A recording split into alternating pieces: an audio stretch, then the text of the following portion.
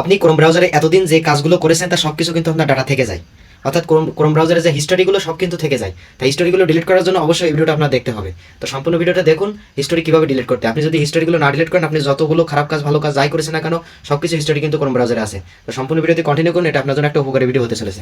So স্ক্রিনে আসার পরে প্রথমে আমি ক্রোম ব্রাউজারটা সিলেক্ট করে নেব। ক্রোম ব্রাউজারটা সিলেক্ট করে নিলাম। এরপর থ্রি ডট লাইন আমার উপরে একেবারে উপরে এদের লোকেশন দিচ্ছি, দেখতে পাচ্ছেন। থ্রি ডট লাইনে ক্লিক করে হিস্টোরিতে যখনই চাপ দেবো আপনি টোটালি কি দেখেছেন এই সপ্তাহে, বা আপনি টোটালি মোট কি দেখছেন আপনার ক্রোম ব্রাউজারে সব কিন্তু এই জায়গায় দেখা যাবে। এরপরে আমি ডিলিট করার জন্য পুরো ডাটা ওয়াল সিলেক্ট করব কিন্তু এখানে।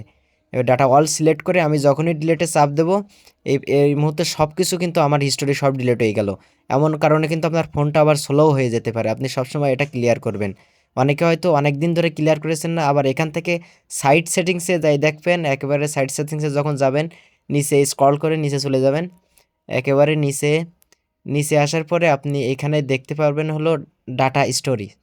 এই ডাটা স্টোরিতে যাই দেখবেন, এই ডাটা স্টোরিতে যাই দেখবেন সমস্ত কিছু আপনার এটা ডিটেলস থাকে। কিন্তু আমি যেহেতু সব একবার ব্রাউজার সিলেক্ট করে ডিলিট করে দিয়েছি বলে সব কিছু ডিলিট হয়ে গিয়েছে। ধন্যবাদ। এমন ইন্টারেস্টিং ভিডিও পেতে চ্যানেলটি সাবস্ক্রাইব করুন।